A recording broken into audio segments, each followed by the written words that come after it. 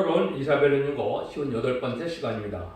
우리 이사 61장을 통하여 복음의 완전성에 대해서, 아름다운 소식에 대해서, 제사장을 삼는 일에 대해서, 신부단장에 대해서 변론해 보도록 하겠습니다.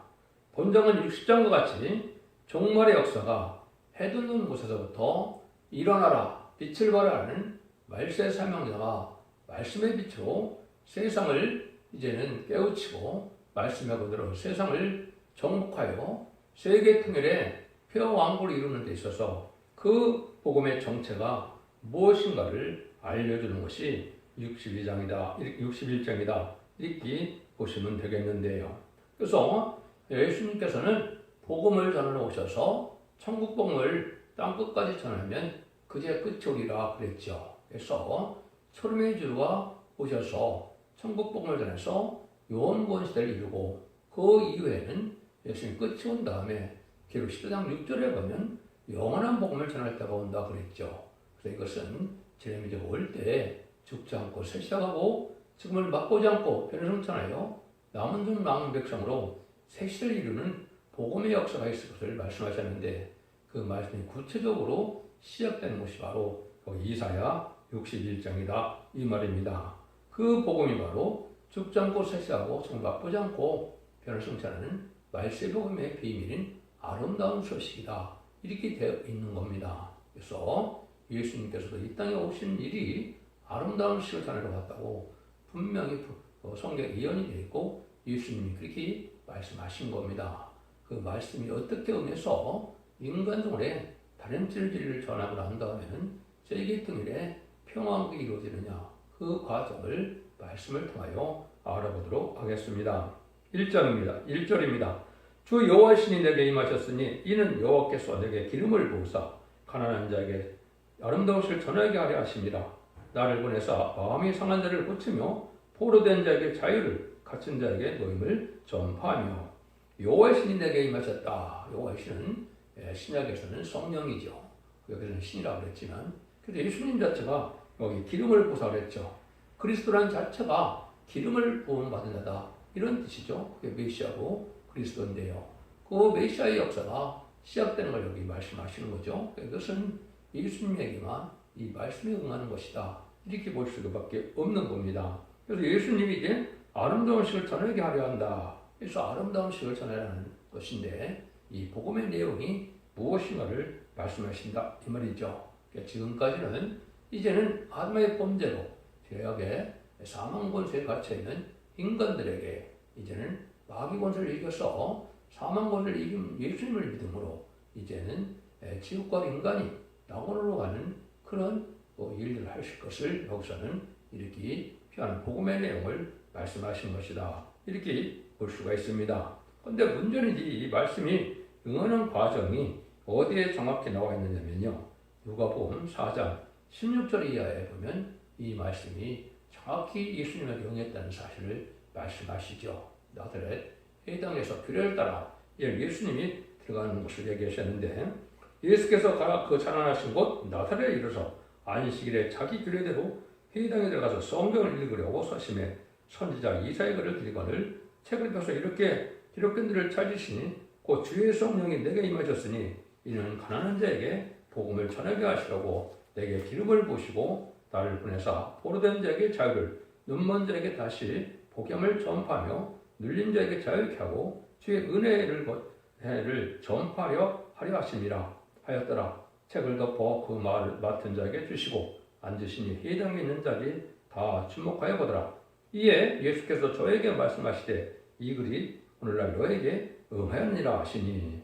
누가복음 4장 16절 21절까지 이렇게 예수님이 직접 이제는 아마 맨 처음에 이제 성전에서의 공생의 부분 그러한 역사다 볼 수 있겠죠.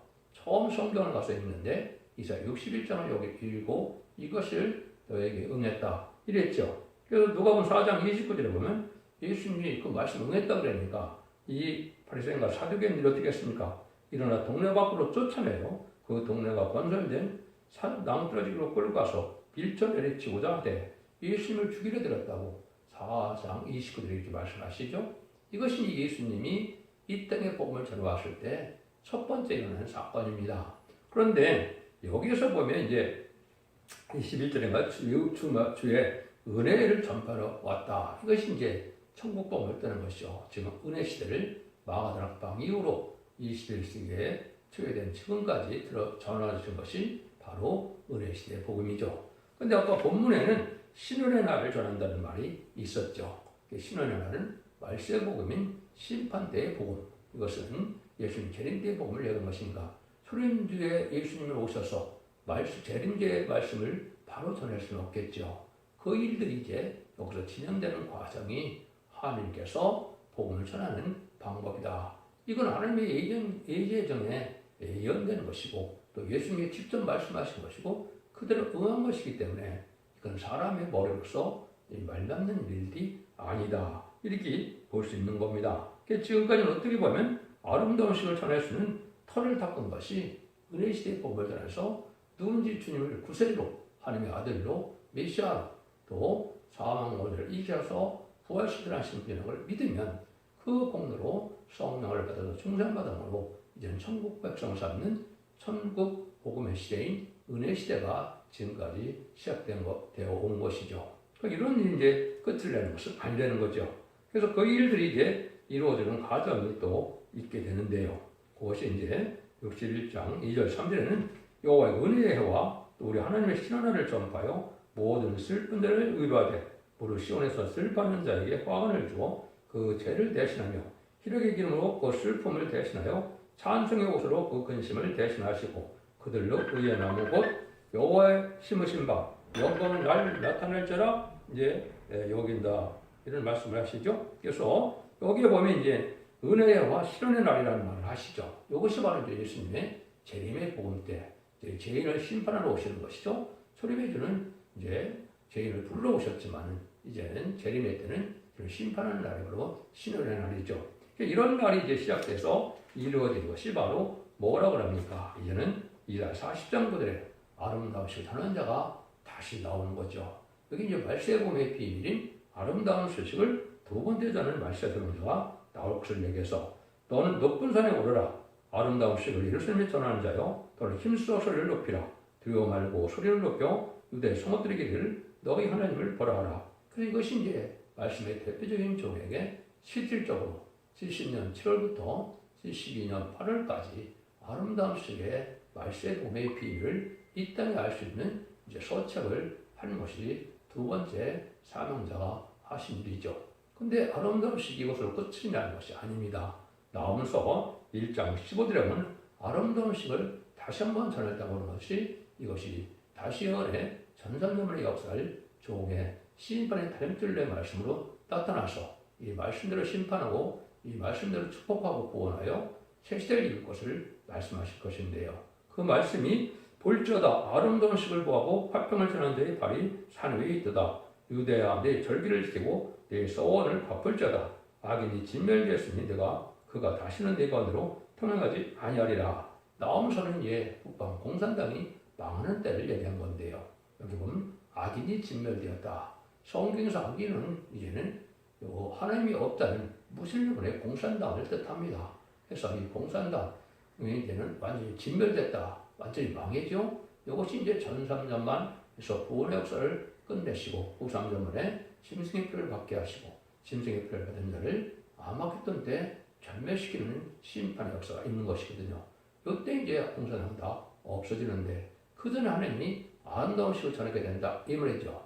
그런 이제 심판의 진리의 다림질로 말미암아 최종 변론의 경고자가 나타나서 다시의 사명자가 이 연설을 성경 본문 그대로 전해서 그 본문대로 순종하는 자는 발복이 되고 순종치 않는 자는 축전이가 돼서 환란에 빠지게 되는 일이 이루어지는 것이다. 이렇게 말씀을 드릴 수가 있는 겁니다.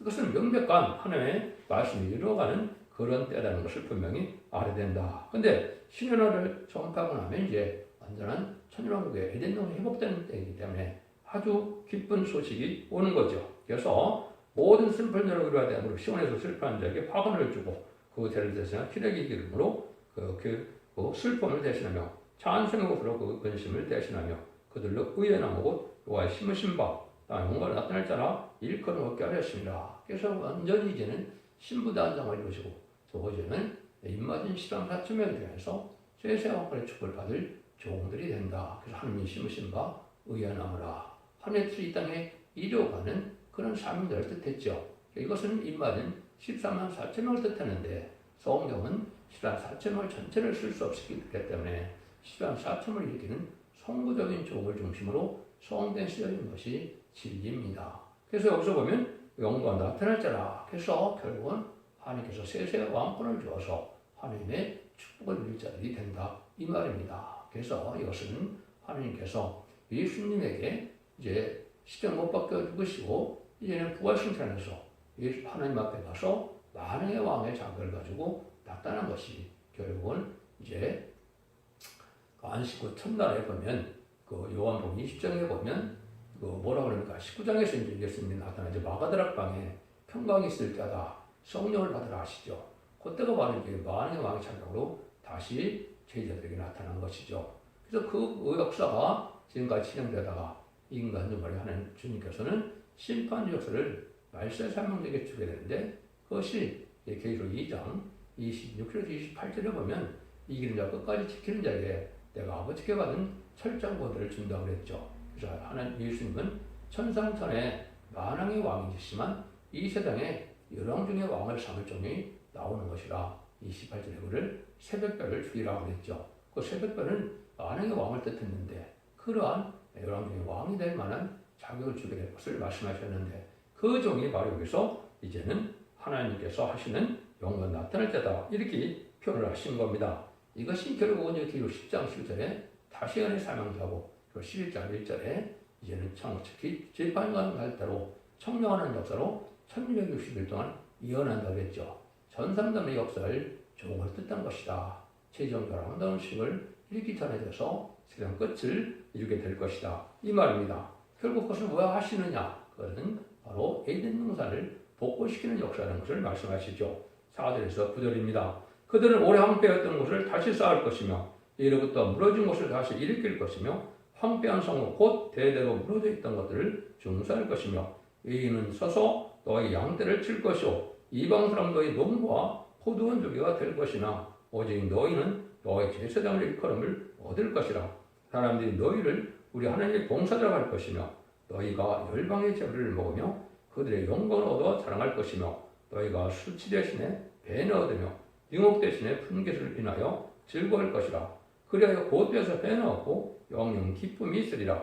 대전다 여호와는 복리를 사랑하며 불의의 강탈을 미워하며 성실히 그들에게 갚아주고 그들과 영영한 언약을 세울 것이라. 그 자손을 열방 중에 그 후손을 만민 중에 알리리니 무릇 이를 보는 자가 그들은 여호와께 복받은 자손이라 인정하리라. 하나님께서는 이런 복음의 역사로 뭘 한다고요? 황폐했던 것을 다시 회복시킨다 이 말이죠. 수축한다는 말을 쓰셨는데 이거는 에덴 동산이 아담과 하와의 이제는 죄로 말미암아 재앙을 받고 저주를 받아서 지금 살기 힘든 세상이 되었죠. 그래서 이것을 완전히 회복시키기 위해서 에덴 동산을 입어서 천연왕국이 아니라 축복의 동산을 만드는 일을 하시는 일이다. 이걸 얘기하는 겁니다.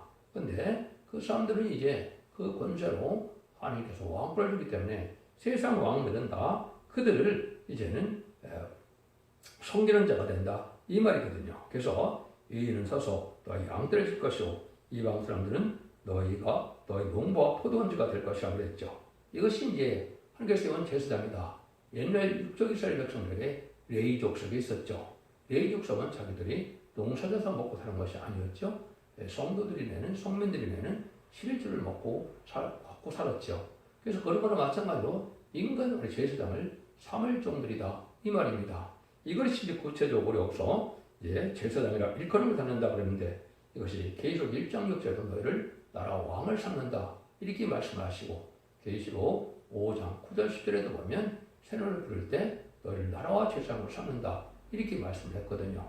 이 시대에 예수님은 만민의 대제사장으로 하신 일이 만민을 그리스도의 보혈로 피로 사서 하나님의 백성을 드리는 것을 만민의 대제사장의 사명을 하신 것이 초림주 예수님의 역사다 이렇게 볼 수 있죠. 근데 인간 종말에는 이제 말세 사명자가 바로 이제는 입맞은 자가 되어서 백성들을 새 시대로 인도하는 일을 하는 것을 제사장이라 이렇게 말씀하신 겁니다. 그래서 제사장이라는 걸 삼는다는 말이 여러 군데 나오고 여기서도 그러한 제사장으로 일감을 받는다 이런 말씀을 하는 것이죠.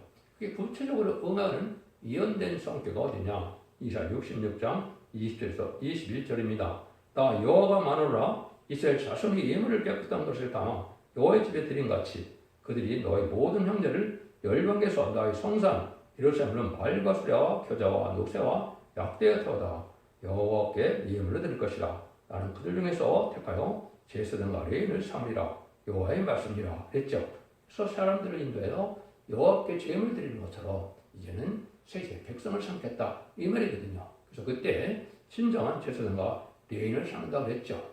육조 이스라엘에 있었던 레위인들은 이제 그거는 예표적인 일이었기 때문에 자손만대 축복을 누리는 적이 없었죠. 근데 이때는 이제 완전한 레위가 제사장을 삼아서 세세 왕권의 축복을 누리는 자손만대 축복을 누리는 그런 종들의 반열이 되는 것이 인반인 실현 4,000명이 누리게 될 복이다. 이렇게 보시면 성경을 정확히 깨달은 겁니다.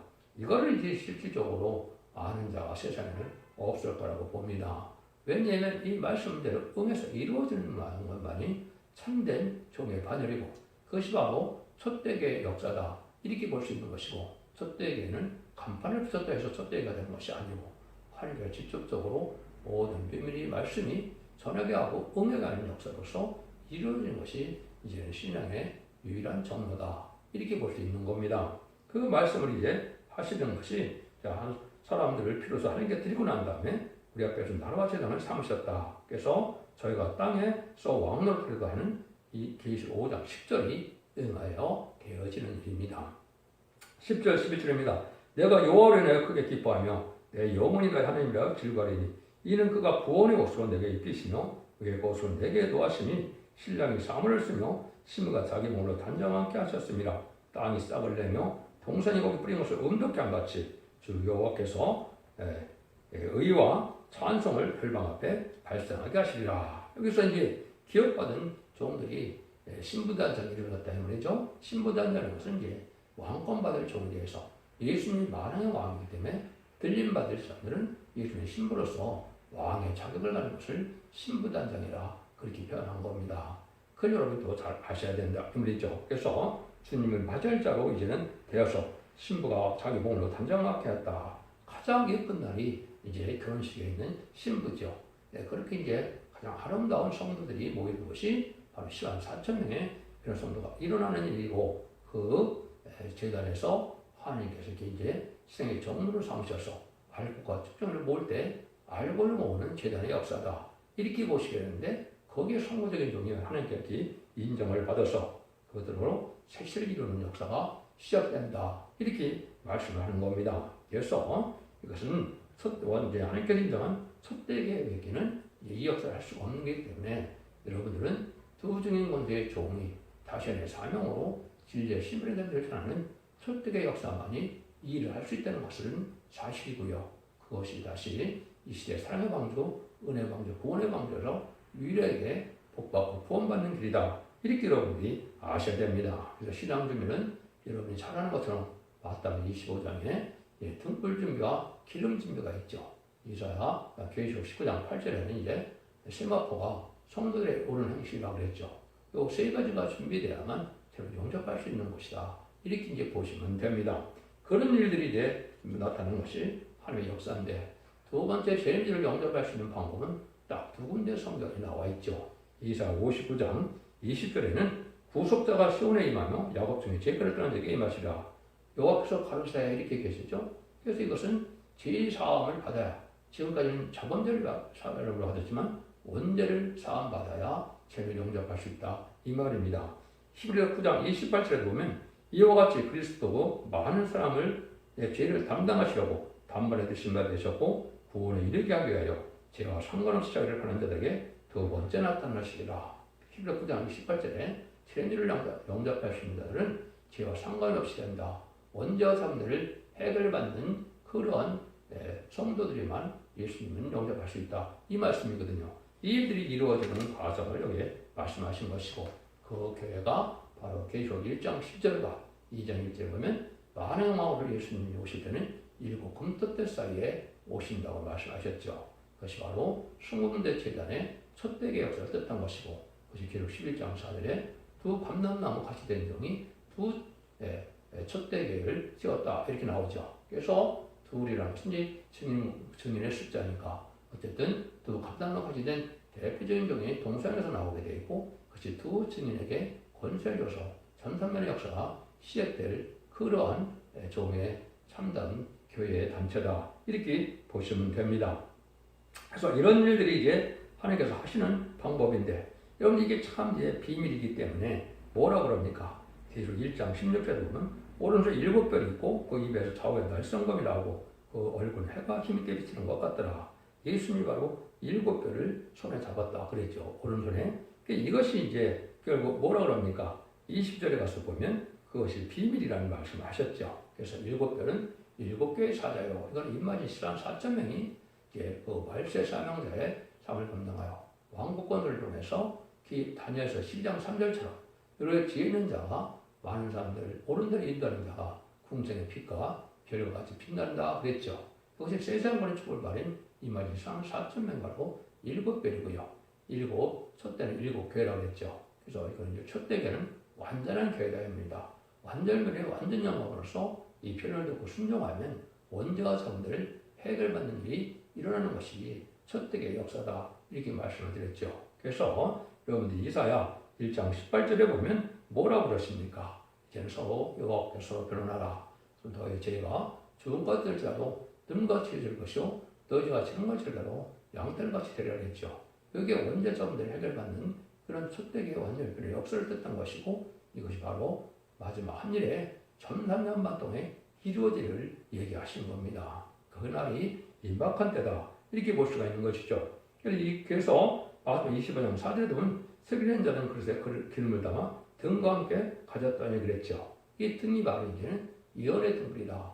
베드로 후서 1장 19절에 보면 확실한 예언이 떠오르기까지 이제는 너희들은 상과 죄는 것이 중요하다고 했죠. 확실한 예언의 등불이라 이런 말씀을 듣거든요. 예언 속에서 깨달아야만 등불 준비가 돼서 기름을 영접할 신앙 준비를 할 수 있는 것이 되고, 기름 준비는 이제 지금까지 만민에게 보여주는 성령의 역사로 예수 믿고 중생받는 은사 성령을 받았지만은 늦은비 성령을 받는 역사가 있어야만 이제 비로소차는데 그것을 기름 준비를 여기 했다. 그렇게 담았다고 했죠. 그래서 예수 믿고 중생받는 그 기름 위에 지뢰기를 영접할 7명의 첫 대교회에 내리는 감람나무의 금기름이다. 스가랴 4장 10절에 그렇게 되어 있죠. 그 금기름을 받아야 이제는 그런 승천하여 10만 4천 명이 예수님을 영접할 수 있다. 이 말이거든요. 그 다음에 아까 세마가 준비된 것은 이사야 19장 8절인데요. 계시록 19장 8절인데요. 6장 11절에 보면 두루마기를 준다고 그랬죠. 여기 바로 이제 마태복음 22장에서는 예복이라고 그랬죠. 이것이 이제 신부단장이 이루어서 완전한 성도의 아름다운 모습으로 준비된 자들을 뜻한 것이죠. 이걸 받아야 계시록 19장 10절에 이제 세마포를 입고 백마탄 자들이 예수님의 만왕의 왕의 백마탄 자를 따른다고 그랬죠. 그것이 바로 10만 4천 명이 그 백마탄 군대가 되어서 아마겟돈 때 최종 승리함으로 이제는 세상의 심판이 끝나고 계시록 1장 4절처럼 그리스도로 천년 동안 왕노했다는 그러한 나라가 이루어진 것이 복음의 끝이다. 천지를 창조하신 하나님의 목적이 달성된 것이다. 이렇게 볼 수 있죠. 물론 천년 왕국에 백보자 심판이 있어서 계시록 21장 1절에서 3절처럼 새하늘과 새 땅이 있어서 새 열상년에서 하나님과 더불어 동고동락하는 놀라운 역사가 기다리고 있지만 그건 천년 후에 이루어질 일이니까 일단은 천년 후에 들어가는 것이 가장 시급한 문제다. 이렇게 볼 수가 있는 겁니다. 그래서 이런 일들이 바로 이루어질 때가 임박한 때고 지금이 그런 시대에 접어들고 있다. 그러나 그 시간을 모르지만 전상년의 역사가 진행될 날이 심히 가까운 때다. 그래서 이 복음이 완전한 복음이 바로 아름다운 소식인데 아름다운 소식에는 천국 복음과 영원한 복음인 말세 복음이 같이 되어 있고 그것은 철매를 영접하는 방법과 재미를 영접하는 방법이 두 가지가 다 속해여 있다. 이렇게 볼 수가 있는 것이고 그 복음의 정체를 오늘 정확히 말씀드린 거니까 이것은 하나님으로부터 내려온 직접적인 하나님의 말씀이고 이것은 성경에 기록된 일조일도 강화할 수 없는 하나님의 엄중한 말씀이라는 사실을 믿고 여기 순종하여야만 이제는 죽지 않고 세세하고 죽을 맛보지 않고 영원권의 구원으로 가족적인 축복으로 자손 반대의 축복을 누릴 수 있는 그런 복을 누릴 수가 있는 겁니다. 하나님께서는 그를 통하여 완전한 인격을 이루어 주는 동시에 완전한 기업을 주시되 가장 영화롭게 줄 수 있는 것을 가르쳤는데 가장 영화롭게 되는 자들이 바로 인마지 14,000명이 하나님의 아들의 명분을 얻게 되고 기업을 상속을 하면서 천왕국의 왕권의 축복을 받게 되는 그 종들을 뜻한 것이다. 그걸 여러분이 이제 그런 인격에 대한 것을 신부단성이 이루어진 것이고 그래서 거기는 신부단성이 이루어진 자들이 재림의주를 영접할 때 공중강림한 예수님을 영접한다는 14,000명 밖에는 더 이상 없는 겁니다. 능히 실존 콧물의 백성이 예비적 보호소로 보호받아서 양육받아서 세제 백성이 되는 것이고 이마진 14,000명은 천년국 동안의 왕권의 지도자를 받을 정도를 뜻한 것이다. 이것이 모든 예언서 중에 결론적인 말씀이다. 이렇게 말씀드릴 수 있습니다.